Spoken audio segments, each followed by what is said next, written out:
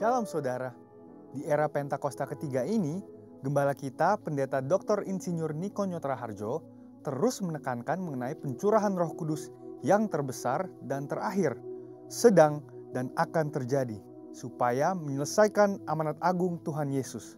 Nah, kita perlu memahami bahwa amanat agung bukan hanya mengenai penginjilan untuk membawa orang-orang yang belum bertobat masuk ke dalam Kristus, namun mengenai mengajar orang-orang percaya supaya menjadi serupa dengan Kristus. Bagaimana hal tersebut dapat terjadi? Tuhan Yesus katakan, "Jadikan semua bangsa muridku." Pemuritan adalah bagian yang sangat penting dalam penyelesaian amanat agung Tuhan Yesus. Kabar baiknya, di seluruh dunia, hampir semua gereja memiliki program pemuritan yang sudah berjalan sejak gereja tersebut ada. Namun, pada tahun 2021, Dr. George Barna dari Barna Research memberikan satu statement yang mengejutkan sebagai hasil survei mendalam mengenai generasi muda. Dia berkata, pelayanan yang dilakukan oleh gereja selama 5 dekade terakhir sudah tidak dapat digunakan lagi kepada generasi muda saat ini. Pertanyaannya adalah, bagaimana kita menyesuaikan program-program pemuritan yang sudah ada supaya relevan dengan generasi kita saat ini? Salah satu jawaban yang disarankan oleh David Kinnaman dan Mark Matlock dalam buku Faith for Exiles adalah dengan pemuritan vokasional. Pemuritan vokasional dikatakan dapat membangkitkan satu generasi muda untuk menjadi resilient disciples atau murid-murid yang tangguh. Ciri-ciri resilient disciples adalah yang pertama, hadir beribadah di gereja dan aktif, bukan hanya sekedar datang untuk beribadah saja. Yang kedua, mereka percaya penuh pada otoritas kebenaran firman Tuhan. Yang ketiga, mereka berkomitmen secara pribadi kepada Tuhan Yesus, yaitu percaya bahwa Dia disalibkan dan dibangkitkan dari kematian dan mengalahkan dosa dan maut. Yang keempat adalah mereka menyatakan kerinduan dan percaya bahwa mereka dipanggil untuk mengubahkan masyarakat supaya menjadi lebih baik. Jadi, seperti apakah pemuritan vokasional yang dapat membangkitkan resilient disciples itu? Selain bersama-sama mempelajari Alkitab, murid-murid dibimbing dalam hal vokasi atau keahlian yang dimilikinya. Bayangkan seorang calon dokter yang dibimbing oleh seorang dokter ternama yang takut akan Tuhan. Selain mengarahkan untuk sukses sebagai seorang dokter, sang mentor juga membagi hidup dan pengalamannya bagaimana dia menjadi sukses dalam profesinya. Atau mungkin seorang pengacara yang berbagi tips untuk tetap takut akan Tuhan di saat menghadapi dilema moral. Pemuritan vokasional bukan hanya khotbah, berbagi cerita tentang kesuksesan atau mendapatkan kekayaan yang berlimpah. Namun pemuritan vokasional adalah mempersiapkan generasi muda untuk menjalani hidup mereka di dunia kerja dan bagaimana menghadapi situasi atau realita apabila mereka tidak mendapatkan apa yang mereka harapkan. Pemuritan vokasional ada untuk anak-anak muda mengetahui dan menghidupi panggilan Allah dalam hidup mereka, terutama dalam area pekerjaan, tapi juga untuk mengarahkan ambisi mereka kepada kerajaan Allah. Setelah mengetahui dampak luar biasa dari pemuritan vokasional, hal-hal apa sajakah yang perlu diperhatikan untuk mewujudkannya? Yang pertama adalah aplikasi nilai-nilai kerajaan Allah. Generasi muda Kristen umumnya mengetahui bahwa iman Kristiani dan kehidupan sehari-hari adalah hal-hal yang tidak terpisahkan. Mereka juga tahu bahwa secara umum mereka dipanggil untuk mewarnai dunia secara positif dengan cara menjalani hidup sebagai murid-murid Kristus. Yang mereka butuhkan adalah bagaimana secara lebih spesifik menjalankannya di area pekerjaan yang spesifik pula. Yang kedua adalah hubungan antar generasi. Pemuritan vokasional berbicara mengenai menghubungkan generasi muda dengan generasi sebelumnya, sesuai dengan vokasi yang akan atau sedang mereka geluti. Ingin jadi politikus? Mintalah politikus Kristen yang sukses dan bersih menjadi mentornya. Ingin menjadi pengusaha startup? Mintalah pengusaha yang sukses membangun bisnis sendiri dan terbukti takut akan Tuhan menjadi mentornya. Mau menjadi tentara? Mintalah perwira yang hidup dalam firman menjadi mentornya. Atau mungkin terpanggil menjadi pengkhotbah. Selain masuk sekolah Alkitab, mintalah seorang pengkhotbah yang baik untuk menjadi mentornya. Poin yang ketiga adalah pemuritan vokasional membutuhkan komitmen yang serius. Pemuritan vokasional bukan ibadah raya atau kelas-kelas Alkitab, tetapi suatu kedekatan khusus antara murid dan mentor. Ini membutuhkan komitmen dan upaya yang lebih dari pihak mentor. Sang mentor membagikan bukan hanya hal-hal baik yang dia terima dan yang dilakukan dalam bidang pekerjaannya, tetapi juga dengan terbuka mengenai pengalaman buruk yang dialaminya. Mentor membagikan bagaimana ia menang atas semua hal itu. Dengan kuasa Roh Kudus di era Pentakosta ketiga ini dan melalui pemuritan vokasional, kiranya dibangkitkan generasi Yeremia yang menjadi resilient disciples. Saudara, untuk penjelasan lebih lengkapnya dari tim teologi kami, silahkan klik link yang ada di atas atau scan QR Code yang tersedia. Tuhan Yesus memberkati.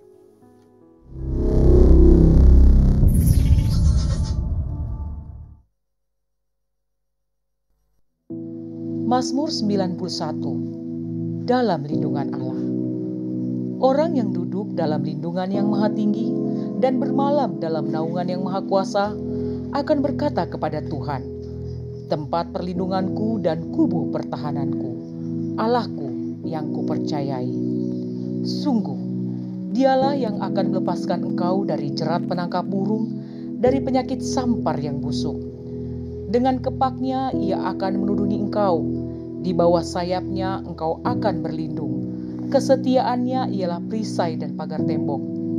Engkau tak usah takut terhadap kedahsyatan malam, terhadap panah yang terbang di waktu siang, terhadap penyakit sampar yang berjalan di dalam gelap, terhadap penyakit menular yang mengamuk di waktu petang. Walau 1.000 orang rebah di sisimu dan 10.000 di sebelah kananmu, tetapi itu tidak akan menimpamu. Engkau hanya menontonnya dengan matamu sendiri dan melihat pembalasan terhadap orang-orang fasik. Sebab Tuhan ialah tempat perlindunganmu, yang maha tinggi telah kau buat tempat perteduhanmu.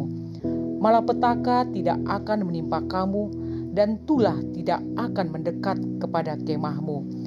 Sebab malaikat-malaikatnya akan diperintahkannya kepadamu untuk menjaga engkau di segala jalanmu. Mereka akan menatang engkau di atas tangannya, supaya kakimu jangan terantuk kepada batu. Singa dan ular dedung akan kau langkahi, engkau akan menginjak anak singa dan ular naga. Sungguh, hatinya melekat kepadaku, maka aku akan meluputkannya. Aku akan membentenginya, sebab ia mengenal namaku. Bila ia berseru kepadaku, aku akan menjawab. Aku akan menyertai dia dalam kesesakan. Aku akan meluputkannya dan memuliakannya. Dengan panjang umur akan kukenyangkan dia, dan akan kuperlihatkan kepadanya keselamatan daripadaku. Shalom Bapak Ibu Saudara yang terkasih. Shalom. Saya percaya kita semua di sini dalam keadaan sehat. Amin. Amin. Saya undang semuanya untuk berdiri. Kita boleh kasih lambai tangan kita untuk Bapak Ibu Saudara yang ada di depan belakang kita, kiri kanan. Katakan Tuhan memberkatimu. Berikan senyum yang terbaik walaupun pakai masker ya, dari mata jika terlihat kita senyum. Amin. Amin. Kita akan memulai ibadah kita. Mari Bapak Ibu Saudara terkasih, kita satukan hati. Kita berdoa kepada Tuhan. Bapak yang baik, kami mengangkat tangan kami Tuhan di hadapan-Mu Bapa. Kami mengucap syukur untuk setiap kasih dan kebaikan Tuhan bagi kami. Kami bangga memiliki Engkau, Allah yang dahsyat Tuhan. Bapak yang baik, biarlah Tuhan Engkau disenangkan atas pujian dan penyembahan kami Tuhan. Biarlah jadi kehendak-Mu Bapa di bumi seperti di surga Tuhan. Kami mau mengalami Tuhan di sore hari ini Tuhan. Kami mau mengalami perjumpaan pribadi dengan Tuhan. Terima kasih, terima kasih, terima kasih Tuhan. Terima kasih Bapa, terima kasih. Mari kita naikkan ucapan syukur kita di hadapan Tuhan. Kami bersyukur. Mari bersyukur Bapak Ibu Saudara yang terkasih. Tuhan itu sangat baik bagi kita. Dia sangat baik bagi kita. Dia ada yang luar biasa. Dia selalu bersama kita. Dia tak pernah meninggalkan. Engkau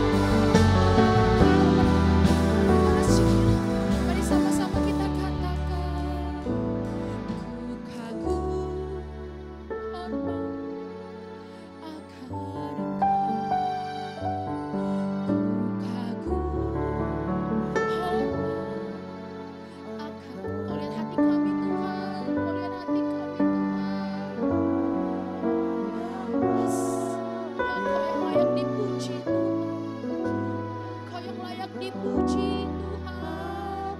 Katakan sekali lagi, kami kagum, kami kagum.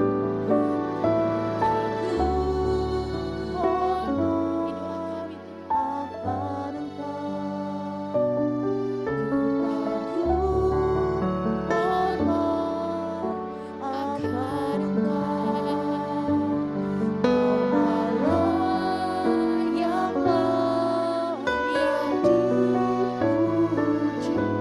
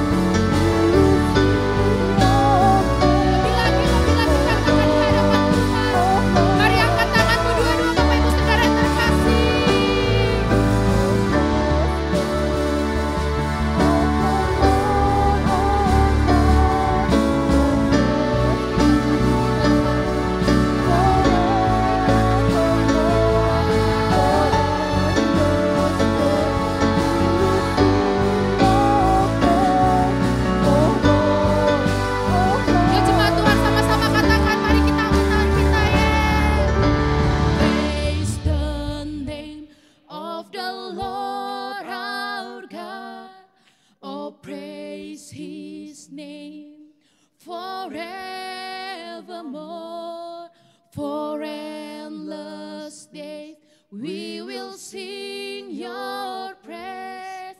Oh Lord, oh Lord. Katakan sekali lagi Bapak Ibu Saudara yang terkasih. Oh praise.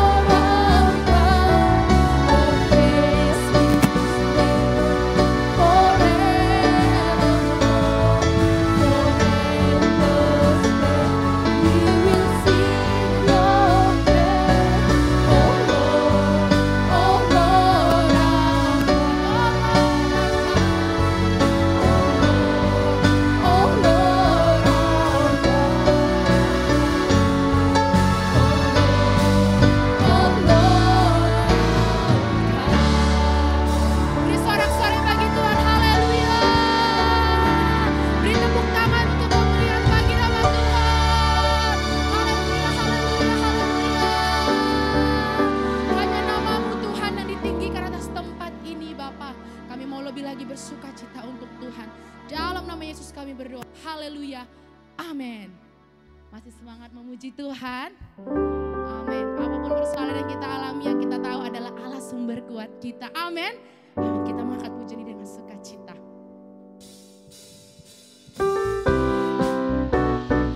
Kau Allah sumber kuat kami Tuhan. Hanya Engkau Allah yang kami miliki Tuhan Yesus.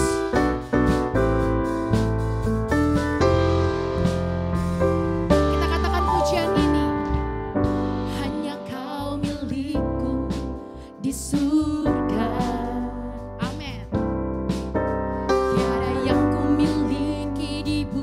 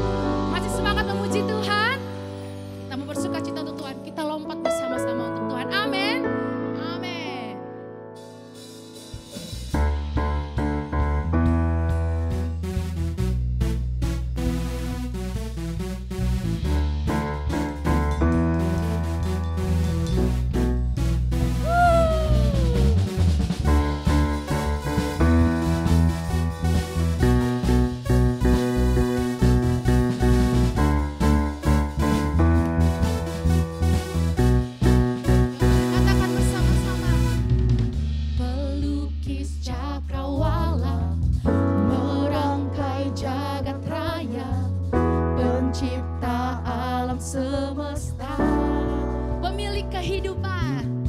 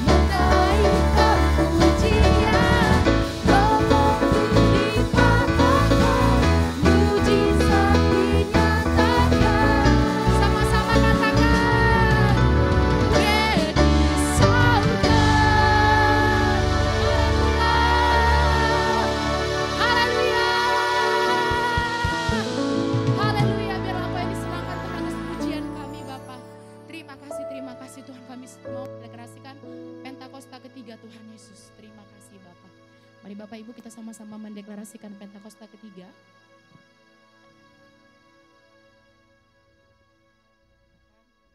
Dengan iman. 1. Pentakosta ketiga adalah pencurahan Roh Kudus yang dahsyat di zaman ini, melebihi yang terjadi di Azusa Street. 2. Pentakosta ketiga akan mengakibatkan penuaian jiwa yang terbesar. Dan yang terakhir, sebelum Tuhan Yesus datang kembali. 3. Pentakosta ketiga akan membangkitkan generasi Yeremia, yaitu anak-anak muda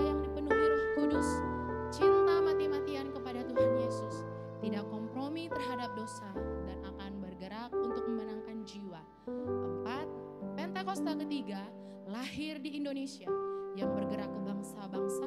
Gerakan ini dari timur ke barat dan akan kembali ke Yerusalem. 5. Pentakosta ketiga akan memberikan kuasa untuk menyelesaikan amanat agung. Dan setelah itu Tuhan Yesus datang kembali. Beri tepuk tangan untuk Tuhan Yesus, haleluya. Saya persilakan Bapak Ibu untuk duduk kembali. Tiba saatnya kita akan memberikan persembahan yang terbaik untuk Tuhan. Mari kita persiapkan. Bapak yang baik, kami mau memberi Tuhan. Biarlah Tuhan Engkau disenangkan melalui pemberian kami Tuhan Yesus. Kami percaya Tuhan, setiap kebutuhan kami pasti Tuhan cukupkan. Terima kasih Bapak, kami siap memberi dengan sukacita. Dalam nama Yesus kami berdoa, haleluya. Amin. Bapak Ibu boleh maju ke depan atau scan QR code yang ada di layar. Selamat memberi untuk Tuhan. Tuhan, ku mau menyenangkan-Mu. Tuhan, bentuklah hati ini jadi bejana untuk hormat-Mu. Cemerlang bagai emas murni. Amin Tuhan.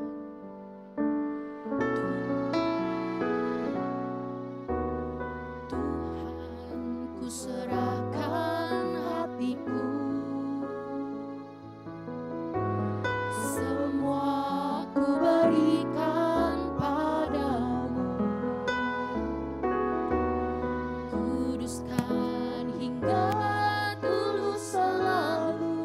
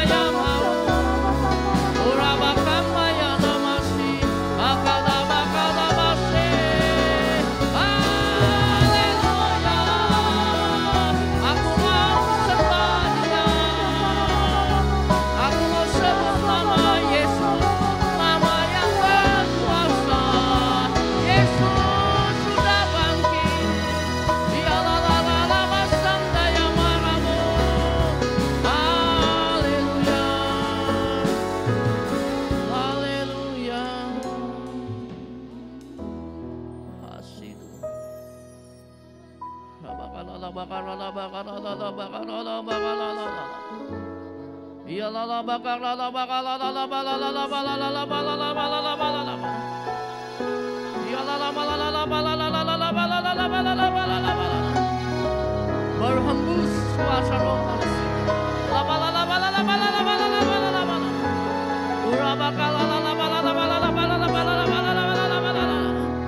Pengurapan Tuhan dicurahkan sore ini.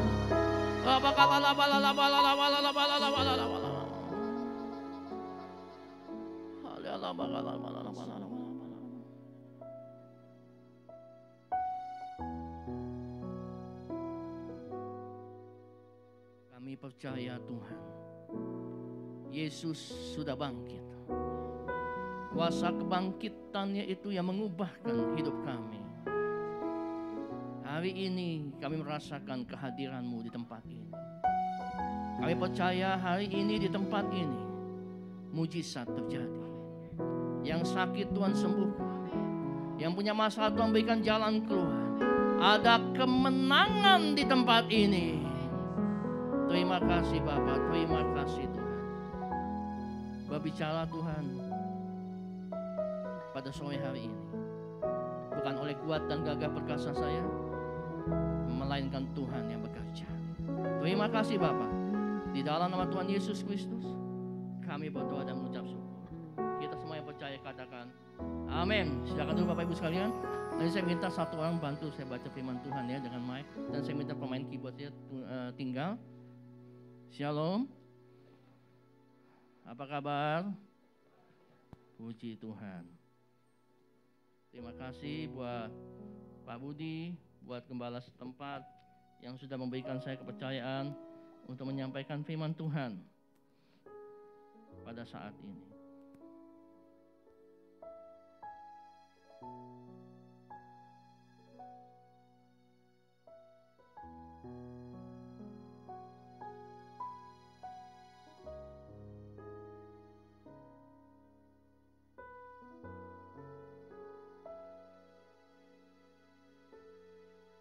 Mari kita buka firman Tuhan dari 1 Korintus 15 ayat 3 sampai 5.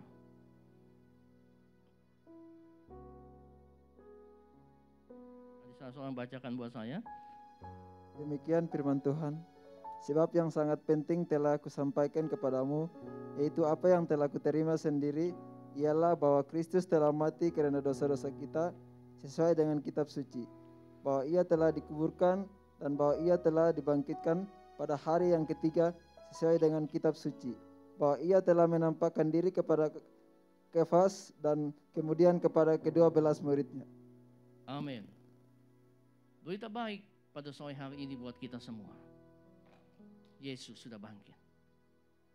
Dan kalau Yesus sudah bangkit, kuasa kebangkitannya itu membuat kita lebih dari pemenang. Dalam Yesus yang memberikan kemenangan. Yang sakit Tuhan sembuhkan. Yang punya masalah Tuhan berikan jalan keluar. Cuma masalahnya kalau waktu saya baca dan saya pelajari, banyak di Alkitab bahkan di tokoh-tokoh dunia yang menyangkal bahwa Yesus itu sudah bangkit.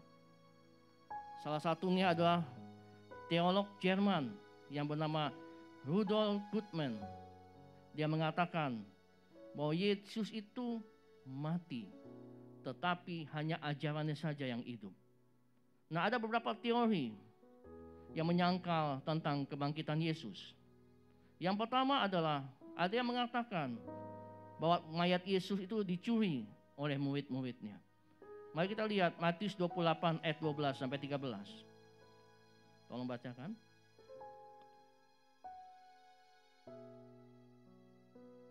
Dan sesudah itu berunding dengan tua-tua mereka mengambil keputusan lalu memberikan sejumlah besar uang kepada serdadu-serdadu itu. Dan berkata, kamu harus mengatakan bahwa murid-muridnya datang dalam malam-malam dan mencurinya ketika kamu sedang tidur. Amin. Dikatakan bahwa mayat Yesus dicuri oleh murid-muridnya. Tentu hal ini tidak benar. Ada lagi teori yang kedua mengatakan bahwa Yesus itu hanya pingsan. Akhirnya dia bisa bangun, dia pergi ke India dan mati di sana. Ini juga satu hal yang mustahil. Karena dari bagaimana Yesus bisa menggulingkan batu, bagaimana dia bisa keluar, bagaimana dia bisa pergi ke India. Satu teori yang tidak masuk akal. Kemudian yang ketiga dikatakan lagi bahwa murid-murid itu salah masuk kubur. Ini satu hal juga yang tidak mungkin karena Yesus dikubur dan dipinjamkan kuburan pribadi daripada Yusuf Arimatea. Tentu kalau murid-muridnya salah masuk kubur, masa semuanya salah masuk? Dan gak mungkin Yusuf Arimatea tidak memberitahu pada murid-muridnya bahwa ini loh kuburnya. Karena Yesus mayatnya dikubur di kuburan pribadi saya. Yang keempat, teori itu keempat mengatakan bahwa mayat Yesus dipindah oleh orang-orang Roma. Beberapa teori mengatakan dan menyangkal tentang kebangkitan Kristus. Tapi kita percaya pada sore hari ini, satu kebenaran sesuai firman Tuhan, Yesus sudah bangkit. Amin. Coba lihat Matius 15 ayat yang ke-39. Markus 15. Markus 15 ayat yang ke-39. Waktu kepala pasukan yang berdiri berhadapan dengan dia melihat matinya, demikian berkatalah, sesungguh orang ini adalah anak Allah. Amin. Ada satu kepala pasukan di dalam Markus yang tadi kita baca tadi. Waktu dia menusuk lambung Yesus, darah Yesus terpercik ke matanya. Dan kabarnya dari cerita yang saya dapatkan, kepala pasukan itu waktu dia menusuk lambung Yesus, darahnya terpercik ke matanya. Kabarnya dia sedang mengalami katarak. Dan waktu darahnya terpercik dan matanya tiba-tiba tercelik, dan dia berkata, sungguh ini adalah anak Allah. Dan waktu saya selidiki, nama kepala pasukan itu adalah Longinus. Dan akhirnya dia menjadi Santo Longinus dan menjadi penginjil. Nah, kalau kepala pasukan yang membunuh Yesus saja percaya dengan Yesus, Yesus sudah mati dan dia bangkit. Kalau kepala pasukan yang membunuh Yesus saja percaya bahwa dia anak Allah, apalagi lagi kita, umat manusia. Yesus datang ke dunia, dia mati bagi kita untuk menebus dosa-dosa kita. Amin. Kalau bukan karena kematian Yesus, kalau bukan karena darah Yesus, kita semua nggak ada di tempat ini. Darah Yesus yang membuat kita sembuh. Darah Yesus yang membuat kita bisa menang. Amin. Darah Yesus yang membuat kita lepas daripada dosa. Dan waktu dia bangkit, dia mengalahkan kematian kekal. Hari ini kita ada di sini, kita percaya. Kita nggak perlu takut dengan masalah. Kita nggak perlu takut dengan keadaan saat ini. Karena kuasa kebangkitannya membuat kita lebih dari pemenang. Siapa yang percaya pada sore hari ini, kuasa kebangkitan itu ada dalam hati kita. Mari angkat tangan. Kita berikan kemuliaan buat Tuhan. Amin. Bapak Ibu sekalian, selama 40 hari setelah Yesus bangkit, dia menampakkan diri kepada murid-muridnya. Bahkan dikatakan di dalam firman Tuhan, dalam 1 Korintus 15 ayat 6. Tolong bacakan. 1 Korintus 15 ayat 6. Sesudah itu ia menampakkan diri kepada lebih dari 500 saudara sekaligus. Kebanyakan dari mereka masih hidup sampai sekarang, tetapi beberapa di antaranya telah meninggal. Amin. 500 orang. Yesus menampakkan diri kepada 500 orang. Kalau menurut Alkitab, satu perkara itu dianggap sah kalau ada 3 orang saksi. Nah, ini Yesus bangkit disaksikan oleh 500 orang dan ada yang hidup sampai saat ini. Itu artinya kita percaya bahwa Yesus bangkit bukan satu omongan kosong, tapi Yesus benar-benar sudah bangkit. Amin. Kalau kita dengar katanya ada orang hamba Tuhan bilang, oh karena pernyataan Tuhan, oh saya bernubuat, mana dulu saksinya? Harus ada 3 orang saksi menurut Alkitab baru sesuatu perkara dianggap sah. Tapi Yesus bangkit disaksikan oleh 500 orang. Dan kita percaya, survei bahkan bukti mengatakan bahwa Yesus betul-betul sudah bangkit. Nah, hari ini ada 3 hal yang ingin saya bahas. Dampak daripada kuasa kebangkitan Kristus. Dampaknya bagi kita apa? Mari kita buka dalam Yohanes 20. Yohanes 20 ayat 19 sampai 23. Yohanes 20 ayat 19 sampai 23.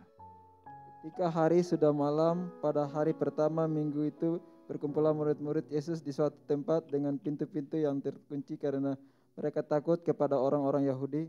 Pada waktu itu datanglah Yesus dan berdiri di tengah-tengah mereka dan berkata, "Damai sejahtera bagi kamu." Dan sesudah berkata demikianlah ia menunjukkan tangannya pada lambungnya kepada mereka. Murid-murid itu bersukacita karena mereka melihat Tuhan. Maka kata Yesus sekali lagi, "Damai sejahtera bagi kamu, sama seperti Bapa mengutus aku, demikian juga sekarang aku mengutus kamu." Dan sesudah berkata demikian, ia mengembusi mereka dan berkata, "Terimalah Roh Kudus. Jikalau kamu mengampuni dosa orang, dosa diampuni, dan jikalau kamu menyatakan dosa orang tetap ada, dosanya tetap ada." Amin. Dampak daripada kebangkitan Kristus yang pertama adalah kita lihat dalam Yohanes 20 ayat 19. Waktu murid-muridnya dalam ketakutan, Yesus menampakkan diri dalam tubuh kemuliaan. Dan dia berkata, "Damai sejahtera buat kalian semua." Hari ini, waktu Yesus bangkit mengingatkan kepada kita, meneguhkan kita. Yang poin pertama adalah dampak kebangkitan Kristus adalah Yesus meneguhkan kita semua. Mungkin hari ini ada engkau yang sakit. Mungkin dokter berkata, sudah angkat tangan, tidak ada jalan bagimu. Tapi sore ini saya berkata, Yesus sudah bangkit. Dan kuasa kebangkitan itu sanggup menyembuhkan sakitmu. Walaupun dokter berkata angkat tangan, tetapi bagi Tuhan tidak ada yang mustahil. Amin. Hari ini mungkin kau yang datang dengan masalah ekonomi. Mungkin kau berkata, "Pak Pendeta, saya udah gak tahu lagi. Saya harus jalan kemana. Saya merasa semua pintu tertutup, kiri, kanan, depan, belakang. Saya merasa sangat tertutup." Tapi ada sore ini saya berkata kepadamu, masih ada Tuhan dalam hidupmu. Masih ada Tuhan yang tak terbatas, yang sanggup menyelesaikan masalahmu. Selama ku menyembahmu, ku percaya bahwa mujizat masih terjadi. Selama kau besertaku, ku melihat ada mujizat setiap hari. Selama ku menyembah, ku percaya bahwa mujizat masih terjadi. Selama kau besertaku, ku melihat ada mujizat setiap hari. Saya sendiri menyaksikan secara pribadi bagaimana kuasa kebangkitan itu nyata dalam hidup saya. Kalau saya memberitakan firman Tuhan pada sore hari ini tentang kuasa kebangkitan, bukan sekedar saya memberitakan firman Tuhan yang kosong, tapi firman Tuhan itu benar-benar hidup. Tuhan yang sudah sembuhkan saya dari COVID 24 hari di tahun yang lalu. Banyak teman-teman saya yang gak tertolong. Kalau saya masih ada sampai saat itu, sampai saat ini, itu semua karena Tuhan. Tuhan yang sembuhkan saya dari Omikron dengan gejala yang ringan. Tuhan yang sembuhkan kaki kanan saya yang menurut dokter permulaan harus dioperasi, tapi Tuhan sembuhkan total. Dan mujizat terbaru yang saya alami adalah pertengahan Maret yang lalu. Ada gangguan penglihatan di mata sebelah kanan saya. Ternyata itu semua adalah efek daripada diabetes mellitus yang saya derita sejak lama. Tapi saya berkata kepada dokter, "Dok, diabetes saya sudah sembuh. Dan ini satu kesaksian nyata buat Bapak Ibu di tempat ini. Saya mengidap diabetes itu sejak tahun 2004. Tapi hari ini gula darah saya sudah normal. Berikan kemuliaan buat Tuhan. Setiap pagi saya selalu minta pankreas yang baru. Dan Tuhan berikan itu kepada saya. Tapi dokter berkata, oke, memang penyakit gulamu sudah sembuh. Tapi ini adalah efek jangka panjang daripada yang kau derita dari diabetes di masa lalu. Dan ternyata waktu saya periksa ke dokter mata, ada pendarahan di mata sebelah kanan saya. Dan dokter berkata, harus segera ditangani. Saya sungguh bingung pada saat itu. Karena waktu istri saya berhenti bekerja semenjak tahun 2020, BPJS kami sudah tidak aktif lagi. Kami berusaha mengaktifkan BPJS, tetapi ada masa tunggu sampai tanggal 8 April. Waktu itu masih lama, masih 2 minggu lagi. Saya bingung. Karena saya merasa khawatir penglihatan saya takutnya makin bertambah kalau tidak diobati. Tetapi Tuhan ternyata membuat mujizat dalam hidup saya. Di mana ada satu pasang suami istri yang baik hati, dan mereka semua menanggung pengobatan saya, pengobatan mata saya, hingga sampai saat ini saya bisa berdiri, bisa kembali berkhotbah. Itu semua karena kemurahan Tuhan. Berikan kemuliaan buat Tuhan. Tuhan bisa menggerakkan tangan siapa saja untuk menolong kita. Saya nggak bisa bayangkan kalau bukan karena pertolongan suami istri itu, mungkin saat ini saya tidak bisa berkhotbah. Tapi kalau hari ini penglihatan saya hari demi hari berangsur pulih, dan mungkin tanggal 10 Mei nanti saya harus kontrol, dan dokter berkata kalau memang penglihatanmu sudah pulih, engkau gak perlu disuntik lagi. Kuasa kebangkitan itu nyata dalam hidup kita. Mungkin hari ini kau berkata, saya udah mulai putus asa Pak Pendeta. Di masa-masa pandemi ini saya udah mulai putus asa. Mungkin kau mulai bilang, saya kehilangan pekerjaan di masa pandemi ini. Mungkin kau berkata, saya nggak tahu apa masalah Bapak Ibu di tempat ini apa. Tapi ingat baik-baik, Yesus sudah bangkit. Dan hari ini juga di tempat ini juga, engkau harus percaya, mujizat itu terjadi atas hidupmu. Berikan kemuliaan buat Tuhan. Suatu ketika, seorang reformator yang bernama Martin Luther. Martin Luther suatu ketika dalam keadaan putus asa. Karena dia sedang ingin merombak satu ajaran agama yang tidak sesuai dengan kehendaknya. Tetapi ternyata sulit dan banyak tantangan. Martin Luther mulai putus asa.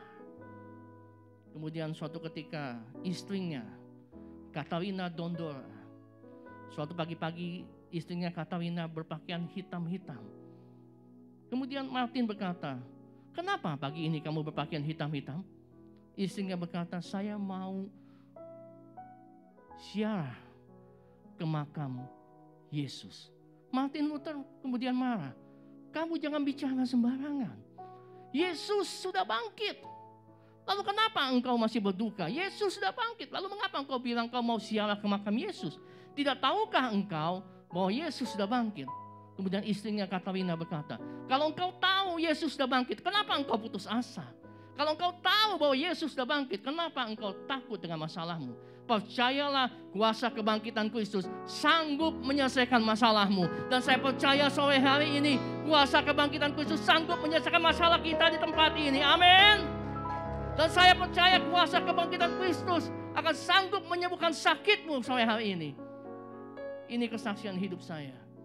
Bagaimana saya merasakan kuasa kebangkitan itu menyembuhkan hidup saya. Dan saya percaya itu akan terjadi buat kita semua yang ada di tempat ini. Amin. Poin yang kedua.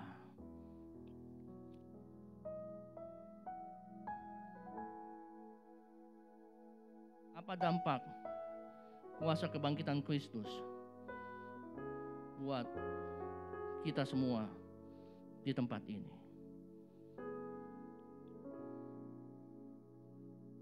Matius 20 ayat yang ke-21. Coba tolong bacakan lagi. Matius 20, Yohanes 20 ayat yang ke-21. Tolong bacakan. Yohanes 20. Maka kata Yesus sekali lagi, damai sejahtera bagi kamu, sama seperti Bapa mengutus aku, demikianlah juga sekarang aku mengutus kamu. Amin. Dampak daripada kebangkitan Kristus yang pertama adalah bahwa Yesus meneguhkan kepada kita semua bahwa kita sudah menang atas dosa dan maut. Dampak kebangkitan Kristus yang kedua adalah Yesus sudah mengutus murid-muridnya. Hari ini saya mau berkata begini.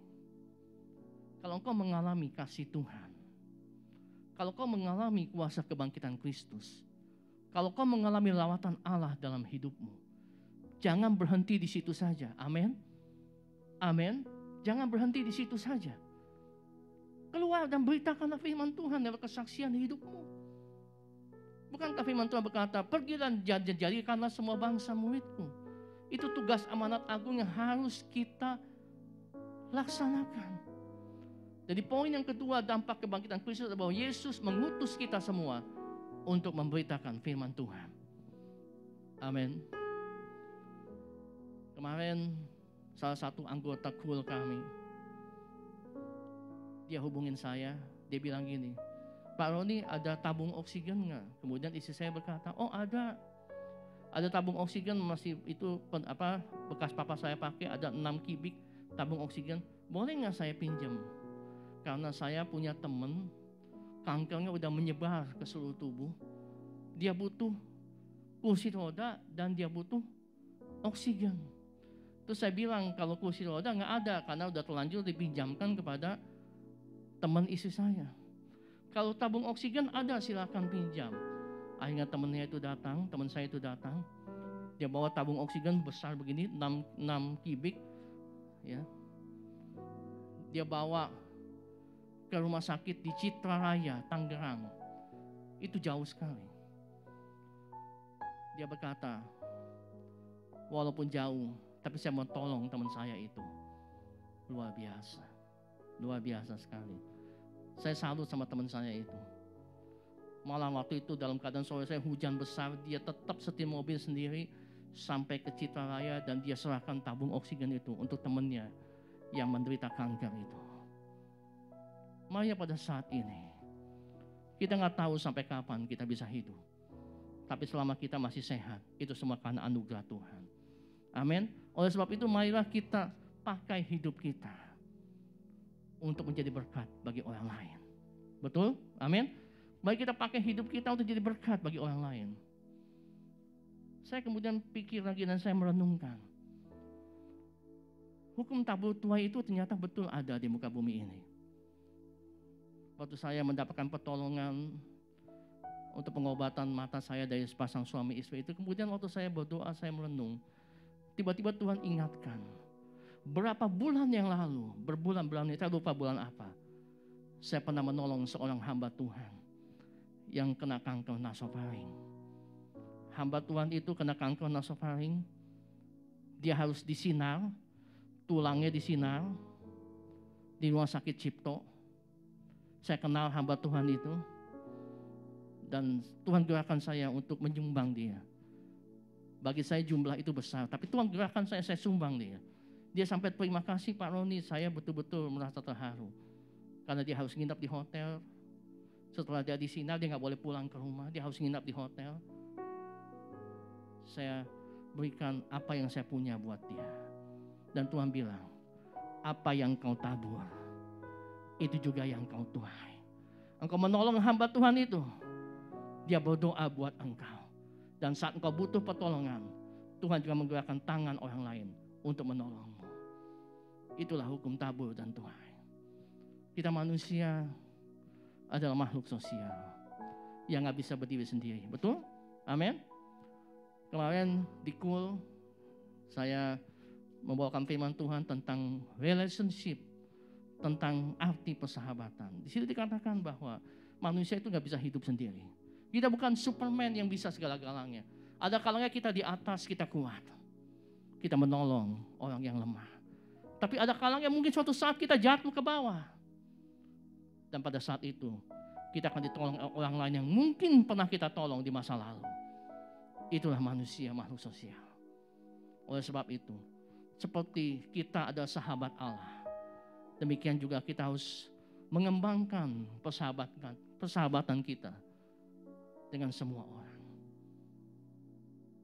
Ada satu ilustrasi. Ada seorang pemuda bernama Sam. Pemuda ini sangat frustasi karena dilibat hutang. Nah, dalam keadaan frustasi dilibat hutang, Sam akhirnya pergi ke satu jurang.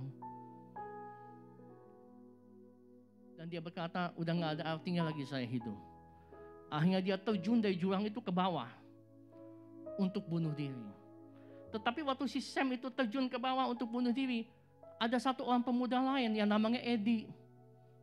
Eddie ngeliat, jangan bunuh diri. Akhirnya terlanjur, si Sam udah nyemplung ke bawah, ke laut. Si Eddie tanpa pikir panjang, dia nyemplung juga. Tapi sungguh sayang, ternyata si Eddie yang nolong Sam gak bisa berenang, Bapak Ibu. Akhirnya dia jadinya kewalahan dan akhirnya dia kelelep.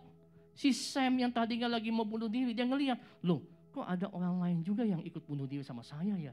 Ternyata ada juga. Tapi dia ngeliat loh, kok yang mau bunuh diri di belakang saya malah gak bisa berenang. Akhirnya si Sam itu menolong si Eddie. Dan semenjak itu Sam akhirnya gak jadi bunuh diri. Karena dia merasa hidupnya berarti buat Eddie. Tuhan, walaupun saya banyak hutang, tapi Tuhan utus saya untuk tolong si Eddie. Kalau Eddie gak ditolong sama saya, dia pasti mati tenggelam. Saya merasa hidup saya berarti. Hari ini dengar baik-baik Bapak Ibu sekalian. Hidupmu berarti di mata Tuhan. Amin. Hidupmu berarti di mata Tuhan. Jangan sia-siakan pengorbanan Yesus. Hari ini engkau yang mengalami jamahan Tuhan. Hari ini di tempat ini kau yang mengalami lawatan Tuhan. Begitu kau tinggalkan gedung gereja ini, jangan diam sampai di situ saja. Mungkin saat ini ada keluargamu yang belum diselamatkan. Mungkin saat ini kau ingat ada tetanggamu yang belum kenal firman Tuhan. Mari, beritakanlah firman Tuhan itu lewat hidupmu. Kalau ada orang kesusahan, bantu dia. Biarlah orang itu bisa melihat kasih Yesus dalam hidupmu. Amin. Ya. Saya pernah ketemu dengan seorang penginjil. Penginjil ini menginjil di daerah Sumatera Utara. Dan suatu ketika, entah tanpa sengaja, saya ketemu dengan salah seseorang yang kenal dengan penginjil itu dari daerah Sumatera Utara. Dan teman itu bilang, Pak, Bapak tahu nggak, si penginjil A itu yang tinggal di Sumatera Utara di kampung terpencil, semenjak dia datang, seluruh kampung itu bertobat terima Yesus. Saya bilang, wow, dahsyat. Pasti khotbahnya bagus ya. Kemudian dia berkata, Pak, khotbahnya nggak bagus, Pak. Boleh dikata khotbahnya terbata-bata, kalau dia khotbah semua ketawa. Tetapi yang membuat seluruh kampung itu bertobat adalah karena mereka melihat Yesus dalam hidup penginjil itu. Waduh, ya, kok bisa begitu? Iya, Pak. Si penginjil itu tahu nggak, Pak? Bukan kerjaannya cuma khotbah di mimbar aja tiap minggu. Tiap hari dia keliling kampung. Dia masuk ke rumah penduduk. Tiba-tiba di rumah penduduk itu tidak ada pembantu. Dia bantu nyapu rumah itu. Padahal dia kan pendeta ya, dia penginjil. Tapi dia bantu nyapu rumah itu.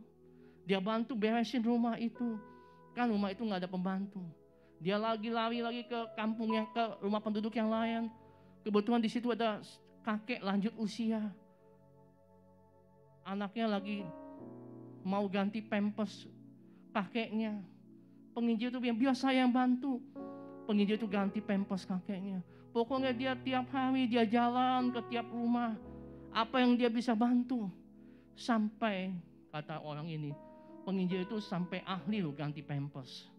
Penginjil itu sampai ahli loh nyapu. Penginjil itu sampai setiap hari keliling rumah penduduk. membantu apa yang bisa dia bantu. Arti sebuah pelayanan bukan hanya sekedar khotbah di mimbar. Saya nggak pernah bangga saya bisa khotbah di mimbar. Tapi yang saya bangga, yang saya terus berdoa sama Tuhan adalah, Tuhan, biarlah hidup saya jadi berkat buat banyak orang. Amin. Dan biarlah hidup kita di sini jadi berkat buat banyak orang. Siapa yang ingin hidup kita jadi berkat? Betul? Amin. Katakan kiri kanan, hidupmu harus jadi berkat. Hidupmu harus jadi berkat. Karena Kristus telah mati buat kita. Mari kita berikan tepuk tangan sekali lagi buat Tuhan.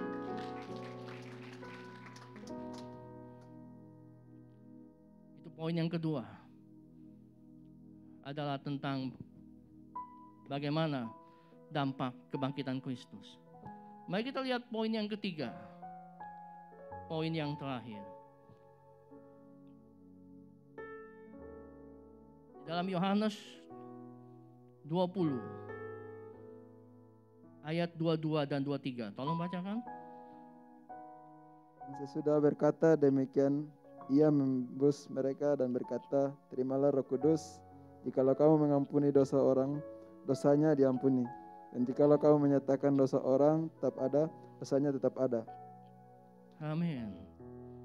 Poin yang ketiga yang luar biasa ini adalah, tadi saya ulang ya, dampak kebangkitan Kristus buat kita yang pertama adalah apa tadi apa? Yesus meneguhkan kita, siapa? Yesus meneguhkan kita semua. Dia berkata, jangan takut. Aku telah bangkit mengalahkan dosa dan maut.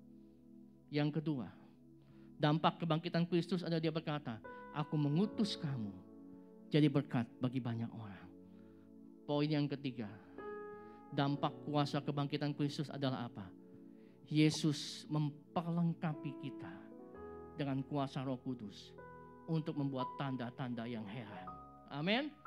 Karena firman Tuhan berkata, kalau kita mengaku kita murid Yesus, kita juga akan melakukan tanda-tanda yang heran seperti yang Yesus lakukan.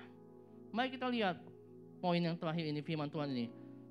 Markus 16 ayat 17 sampai 18. Markus 16 ayat 17 sampai 18.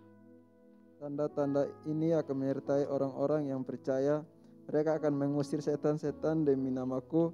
Mereka akan berbicara dalam bahasa-bahasa yang baru lagi bagi mereka. Mereka akan memegang ular. Dan sekalipun mereka minum racun maut, mereka tidak akan mendapat celaka. Mereka akan meletakkan tangannya atas orang sakit dan orang itu akan sembuh. Amin. Saya minta pemain musik lengkap dan singer maju ke depan. Poin yang ketiga ini adalah kebangkitan Kristus memperlengkapi hidup kita. Amin. Saya dengar di satu berita di China ada seorang encim. Ya, siapa Bapak Ibu? Encim. Kalau disebut encim berarti udah tua ya, udah lansia, betul nggak? Di situ dikabarkan ada seorang yang kerasukan setan. Udah semua orang berdoa buat orang itu nggak bisa keluar setannya. Akhirnya ada encim datang. Dia datang tergopoh-gopoh. Jalannya pincang. Encim itu datang. Dia ngelihat orang kerasukan setan itu. Dengan ngomong yang agak cadel, maklum udah tua. Encim itu berkata, dalam nama Yesus setan keluar. Pelan tapi pasti. Dalam nama Yesus setan keluar. Bapak Ibu tahu, begitu encim yang ngomong, setannya kabur. Waduh, padahal banyak orang ngusir setan gak kabur-kabur. Gimana encim bilang, dalam nama Yesus setan keluar, setannya kabur loh. Banyak orang bilang, luar biasa ya encim itu ya. Setan gak takut dengan suara kita yang keras. Mungkin kita berkata, dalam nama Yesus setan keluar. Tapi kalau hidupmu gak punya hubungan dengan Tuhan, percuma. Dengar kata saya, percuma. Kalau hidupmu tidak memiliki hubungan yang intim dengan Tuhan, setan gak takut. Tapi encim itu, dia punya hubungan yang intim dengan Tuhan. Setiap hari dia berdoa sama Tuhan. Setiap hari dia baca firman Tuhan. Walaupun suaranya lembut, walaupun mungkin dia ngomongnya terbata-bata, tapi perkataan encim-encim itu penuh kuasa dan setan itu kabur. Hari ini engkau yang mengalami kuasa kebangkitan Kristus, hidupmu akan dipakai Tuhan. Amin. Dan saya percaya setiap jemaat GBI Basura hari ini, engkau begitu keluar, kalau engkau percaya, engkau tumpang tangan buat yang sakit, itu akan ada kesembuhan. Amin. Engkau berdoa untuk yang punya masalah itu dilepaskan. Amin. Ada yang kerasukan setan, engkau berdoa, setan kabur. Amin. Karena ada kuasa kebangkitan Kristus dalam hidupmu. Berikan kemuliaan buat Tuhan.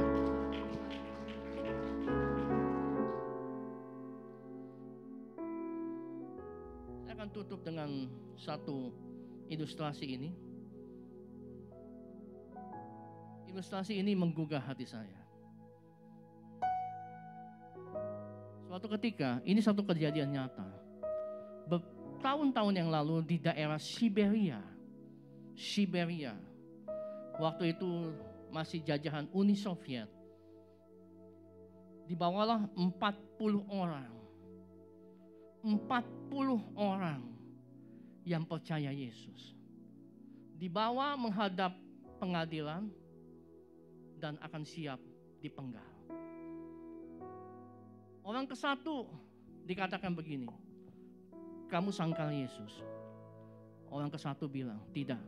Sekali Yesus, tetap Yesus. Langsung dipenggal. Orang kedua demikian juga. Sampai orang yang ke-39 semuanya dipenggal. Tapi giliran orang ke-40. Giliran orang yang ke-40.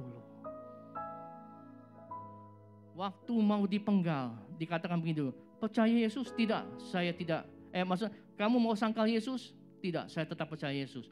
Waktu mau dipenggal, tiba-tiba satu prajurit komunis yang menyaksikan 39 orang mati dipenggal. Prajurit komunis itu berkata begini, stop, jangan penggal orang itu. Biar saya yang dipenggal untuk menggantikan orang itu. Semua prajurit komunis yang lain pada ngelihat, kamu sintingnya. Kenapa kamu mau gantikan orang itu? Akhirnya prajurit komunis itu dikebukin. Dan kemudian kepala pasukan tanya, kenapa kamu bisa ngomong begitu? Kamu mau gantikan orang Kristen itu untuk mati? Kenapa? Dan prajurit komunis itu bilang begini, setiap kali dari 39 orang yang dibunuh, Tuhan celikkan mata prajurit komunis itu. Setiap kali satu orang dibunuh, plop kepalanya jatuh ke tanah. Waktu nyawanya keluar, tiba-tiba turun mahkota kemuliaan buat orang itu. Orang kedua dibunuh, plop, turun mahkota kemuliaan. Sampai orang ke-39 dibunuh juga, turun mahkota kemuliaan. Dan prajurit komunis itu bilang, ini udah orang yang ke-40. Waduh, mahkota itu indah sekali. Mahkota yang bertahtakan emas. Mahkota yang indah. Ini udah orang yang ke-40.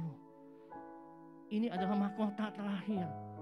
Saya harus segera ambil keputusan. Saya rela aja dibunuh, gak apa-apa. Tapi saya ingin mendapatkan mahkota ini. Saya mau katakan buat Bapak Ibu di tempat ini. Hari-hari ke depan ada hari-hari yang sulit. Betul. Saya tidak menakut-nakutin Bapak Ibu. Firman Tuhan berkata, secupak gandum sedinar, 3 cupak jelai sedinar. Barang-barang semakin naik. Ekonomi semakin sulit. Banyak orang yang menjerit mati kelaparan. Tapi firman Tuhan diteguhkan pada sore hari ini. Engkau mengalami kuasa kebangkitan Kristus. Jangan pernah takut akan penganiayaan. Karena mahkota kehidupan sudah tersedia buat engkau. Sekali Yesus, tetap Yesus. Katakan bersama saya, sekali Yesus, tetap Yesus. Sekali lagi, sekali Yesus, tetap Yesus. Mari kita berikan tepuk tangan yang paling meriah buat Tuhan.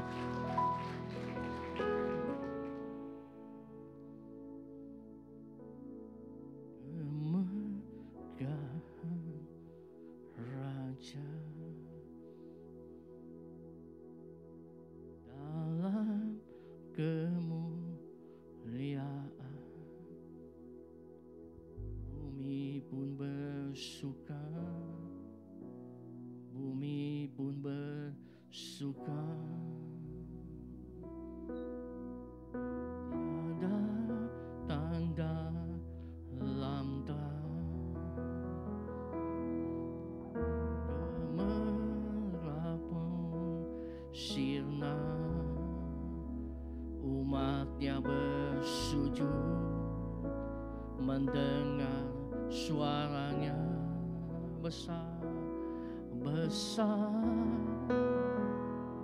Allahku nyanyikan besar, Allahku selamanya besar.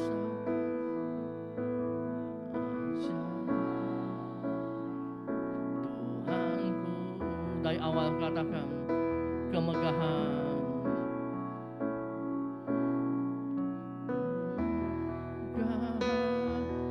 Raja dalam kemuliaan, bumi pun bersuka, bumi pun bersuka. Dia datang dalam terang kegelapan pun sirna.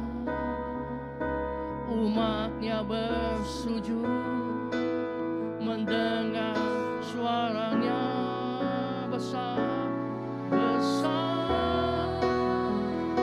Allah nyanyikan besar, Allahku selamanya besar.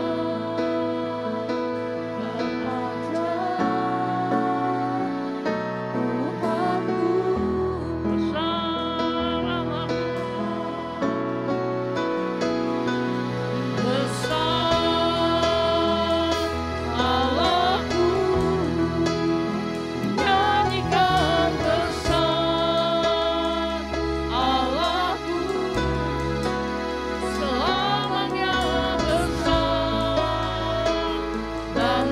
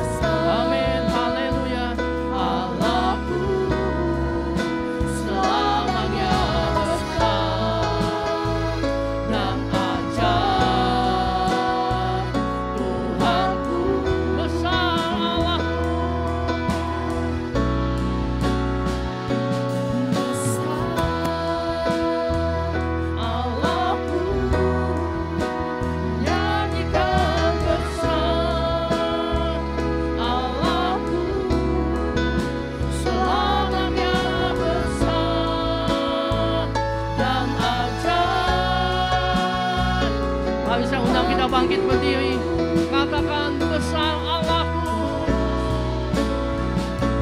Besar Allahku, dan Kau besar. Amin. Allahku selamanya besar dan ajaib, Tuhanku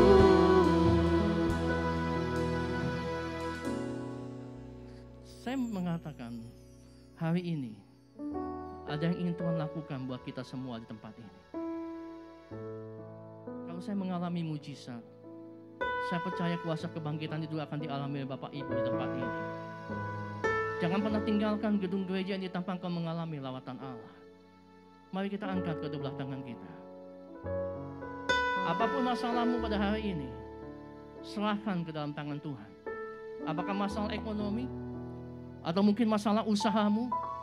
Hari ini percayalah sesuatu yang dahsyat terjadi atas hidupmu. Lemah lembut, saya minta keyboard saja. Sambil kau angkat tangan, mari nyanyikan lagu ini, besar Allahku. Tinggikan dia. Kuasa kebangkitan itu akan turun atas engkau. Besar Allahku, nyanyikan besar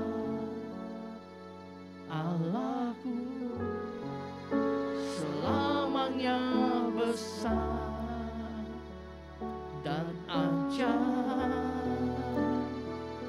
Tuhanku besar Allahku, besar Allahku, nyanyikan besar Allahku, selamanya besar dan ajaib. Tuhanku, katakan lagi lemah lembut, besar Allahku, besar Allahku,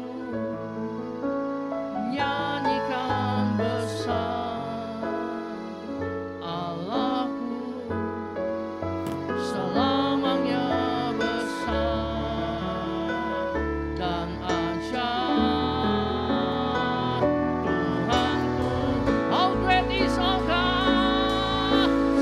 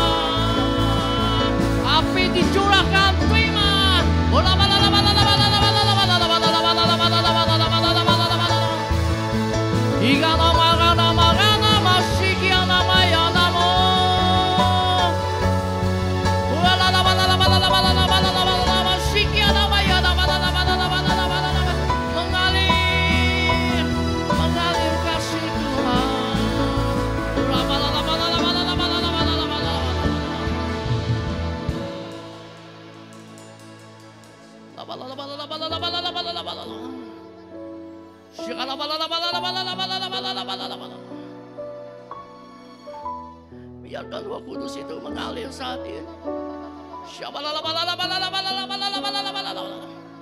Biarlah Pentakosta ketiga itu juga terjadi saat ini.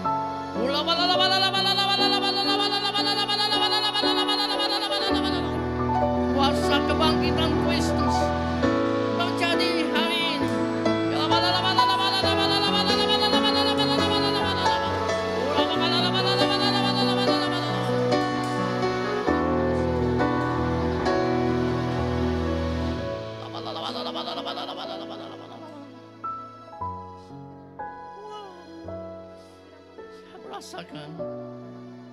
Saya merasakan dia ada di tempat ini.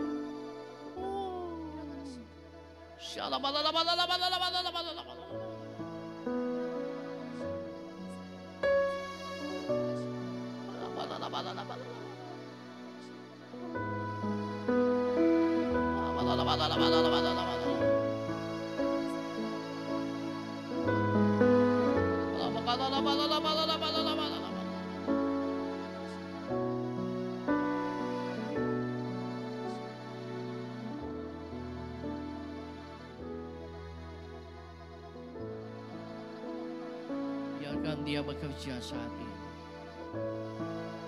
Ada yang mengalami kepenatan saat ini. Ada yang mengalami keletihan pada saat ini.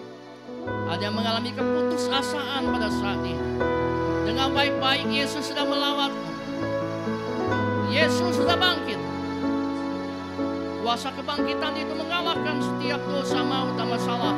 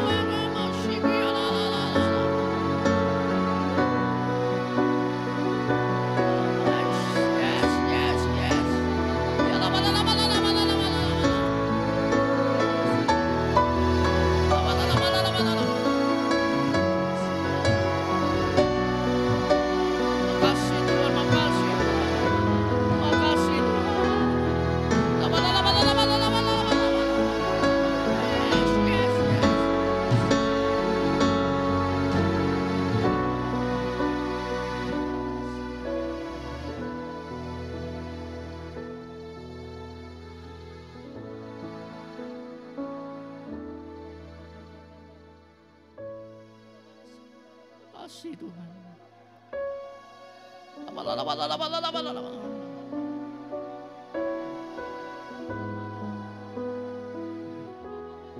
Roh Kudus bekerjalah sebebas-bebas. Hari ini puaskan semuanya. Lawatan Allah terjadi sore hari ini.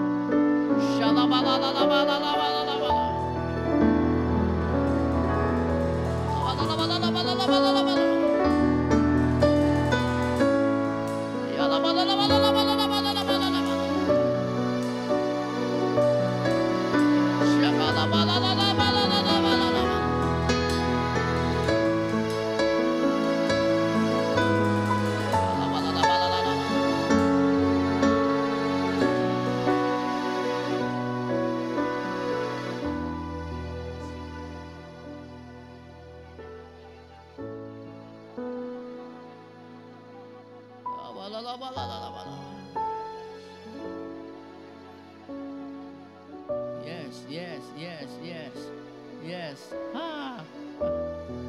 Dia sedang bekerja saat ini. Melawat kita semua di tempat ini.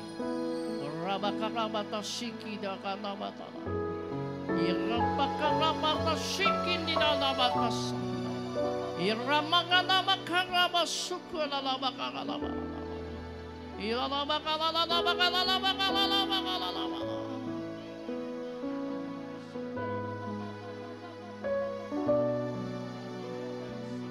Makasih.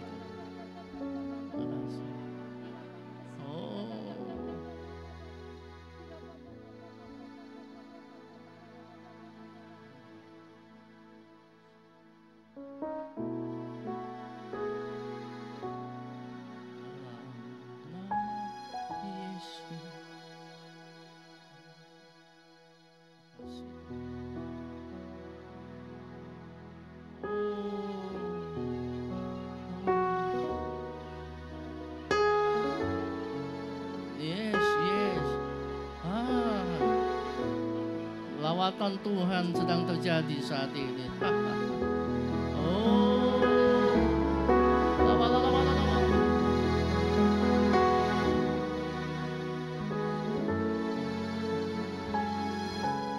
Yang sakit Tuhan sembuhkan.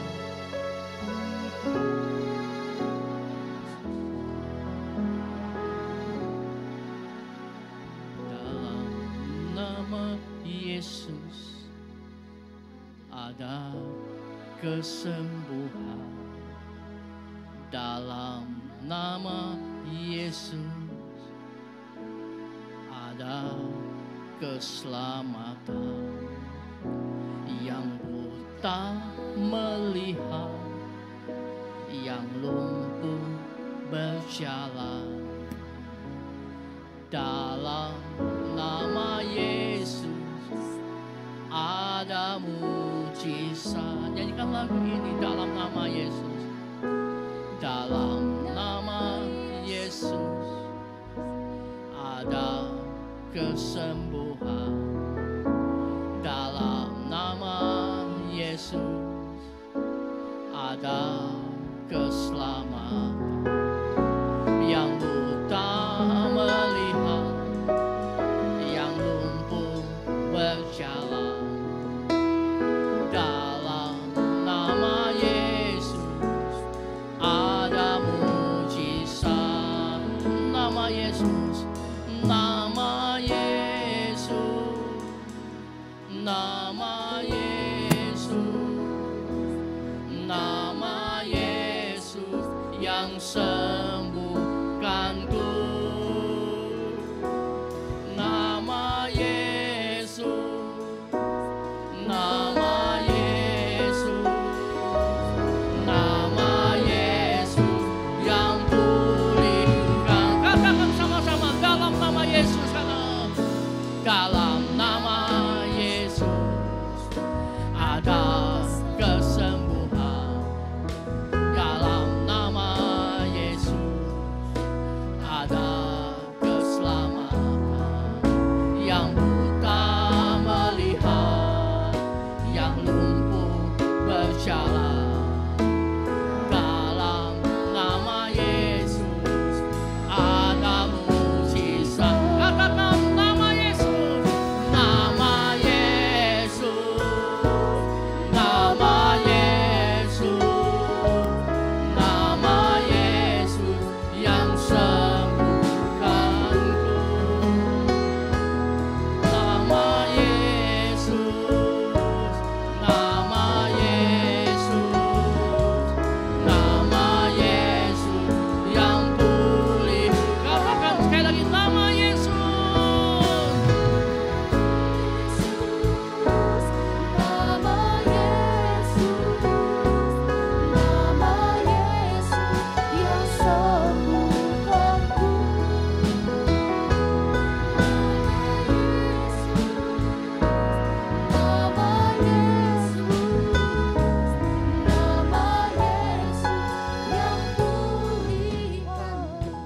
Saya ingin berdoa buat Bapak Ibu yang punya masalah.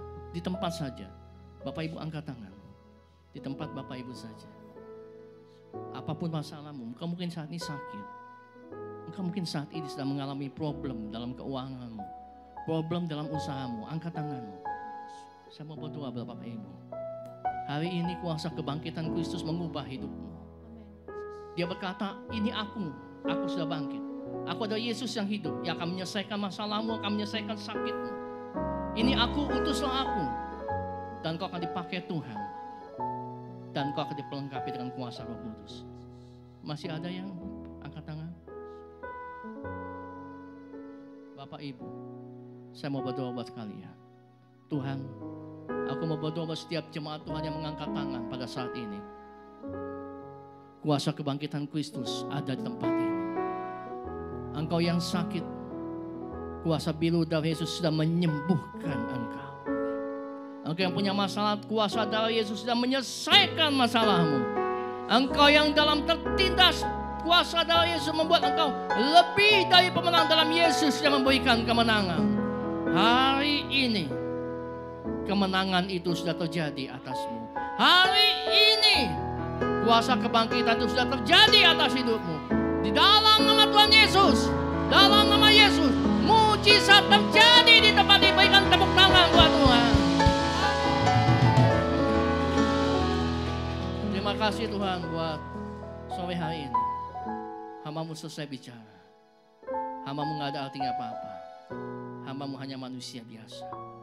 Tapi saya percaya pengurapan Tuhan itu akan tetap ada di tempat ini. Buat kita semua di tempat ini. Terima kasih Tuhan. Semua demi hormat dan kemuliaan bagi nama Yesus Raja di atas segala raja. Mari kita semua yang percaya katakan amin. Tuhan Yesus memberkati.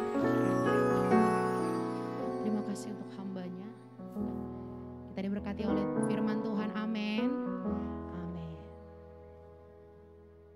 Saya mau menyapa Bapak Ibu yang mungkin pertama kali hadir di ibadah GBI Basura. Boleh lambaikan tangannya. Ada yang baru pertama kali? Shalom kakak, shalom bapak, shalom adik. Selamat datang di GBI Basura. Dan kita juga bisa berjumpa minggu depan di ibadah. Tiba saatnya kita akan memberikan persembahan yang terbaik untuk Tuhan. Mari kita persiapkan dengan ucapan syukur. Bapak Ibu nanti boleh maju ke depan atau scan QR Code yang ada di layar. Kita berdoa. Tuhan, kami mau memberi Tuhan. Biarlah Tuhan yang memberkati kami. Kami percaya Tuhan. Apapun yang kami kerjakan, Tuhan yang membuat berhasil. Kami siap memberi Tuhan dengan ucapan syukur. Engkau juga yang berkati juga hamba-hambamu yang mengelola Tuhan. Persembahan kami berikan roh yang takut akan Tuhan. Terima kasih Bapak yang baik, kami siap memberi dengan ucapan syukur. Dalam nama Yesus kami berdoa. Haleluya. Amin.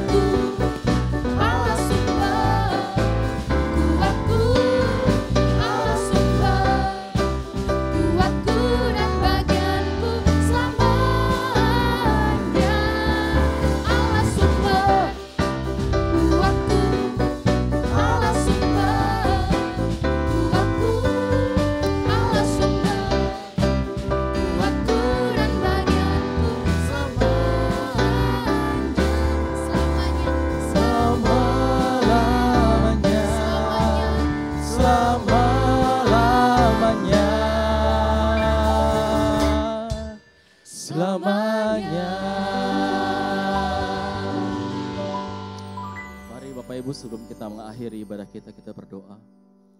Bapa dalam surga, terima kasih Tuhan untuk kesempatan kami boleh beribadah hari ini Bapa. Terima kasih Bapa kalau kami masih punya kesempatan untuk memuji dan menyembah di tempat-Mu ini ya Tuhan. Bapa, kami berdoa untuk ibadah onsite maupun ibadah online yang kami adakan oleh gereja Tuhan ini Bapa. Kiranya hadirat-Mu semakin kami rasakan Bapa. Kuasa-Mu selalu kami rasakan Bapa, baik kami di tempat ini maupun kami yang di rumah Bapa. Kami bersyukur Bapa kalau sampai hari ini kami masih sehat Tuhan. Kami masih bisa bertemu dengan saudara-saudara seiman kami Bapa.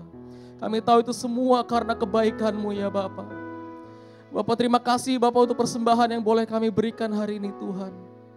Biarkan persembahan ini bisa dipergunakan untuk pelayanan di tempat ini Bapa.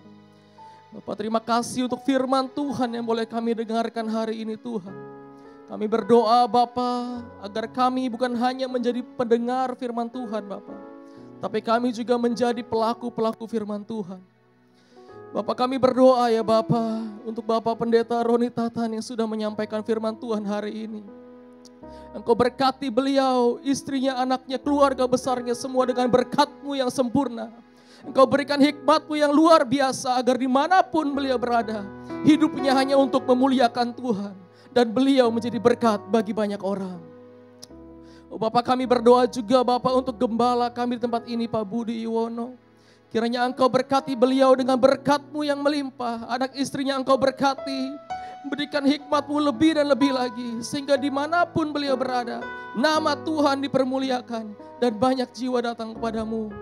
Tuhan Yesus, hari ini juga kami berdoa untuk para pelayan Tuhan yang telah melayani-Mu hari ini Bapak. Biarkan apa yang mereka lakukan semata-mata hanya untuk memuliakan-Mu saja Bapak. Engkau yang berkati masing-masing mereka dengan berkat-Mu yang sempurna. Tuhan, kami juga mau berdoa untuk gereja ini, GBI Basura City Tuhan. Kiranya Engkau berkenan selalu atas gereja ini. Biarkan hadirnya gereja ini membawa berkat bagi banyak orang. Dan membawa banyak jiwa datang kepadamu Tuhan. Bapak di surga, kami berdoa juga Tuhan untuk Bapak gereja kami, Pak Niko Nyotora Harjo dan keempat wakilnya. Biarkan Bapak-Bapak gereja ini Engkau terus berikan visi misi yang berasal daripada-Mu. Sehingga kami bisa menangkap apa maksud Tuhan pada zaman ini. Kami berdoa juga untuk Karayon 1G, Bapak Pendeta Johannes Raja Guguk dan istri. Serta wakilnya Pak Sabto beserta istri, juga Engkau sertai mereka. Berikan perlindungan-Mu yang sempurna. Biarkan melalui Karayon kami Engkau juga boleh beroleh firman. Memberikan visi misi-Mu sehingga seluruh gereja-gereja di bawah Rayon 1G ini berkembang. Maju dan terus bertumbuh memenangkan jiwa untuk kemuliaan nama-Mu. Bapak, kami berdoa untuk bangsa kami Indonesia. Kami percaya Engkau mencintai Indonesia seperti biji mata-Mu sendiri Bapak. Dari pemerintahan pusat sampai pemerintahan rendah sekalipun, Engkau berikan roh yang takut akan Tuhan. Sehingga bangsa ini diberkati Tuhan senantiasa. Sampai saat ini Tuhan, kami masih menghadapi pandemi COVID-19. Tapi Bapak, kami percaya COVID-19 tunduk di kaki-Mu. Kami percaya kuasa Tuhan yang besar itu sanggup memusnahkan COVID-19 dari bangsa kami, bahkan dari dunia ini. Kami percaya Engkau selalu menjagai kami, anak-anak-Mu yang siang malam berseru-seru kepadamu. Terpujilah Engkau ya Bapa, kekal selamanya. Kalau saat ini kami akan mengakhiri ibadah kami. Kami berdoa untuk jemaat Tuhan yang hadir tempat ini, maupun yang menyaksikan secara online. Bapa, berkati seluruh jemaat ini dengan berkat yang melimpah. Kami percaya Tuhan, yang sakit sudah Engkau sembuhkan, yang terikat sudah Engkau lepaskan, yang berputus asa Engkau berikan harapan yang baru. Terima kasih Tuhan, Engkau sungguh dahsyat untuk kami. Sebelum kami pulang Bapa, kami rindu menerima berkat-Mu melalui hamba-Mu.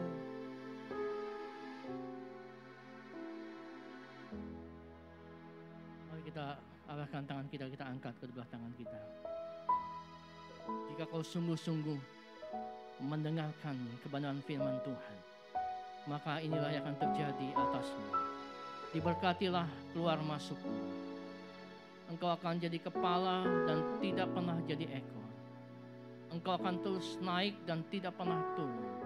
Apa saja yang kau lakukan, Tuhan buat berhasil. Dan biar damai, sejahtera dan sukacita dari Tuhan tetap bersama-sama dengan kita, dulu, sekarang, dan sampai Tuhan Yesus Kristus datang menjemput kita untuk yang kedua kalinya. Mari kita semua umat yang percaya katakan, Amin. Tuhan Yesus memberkati.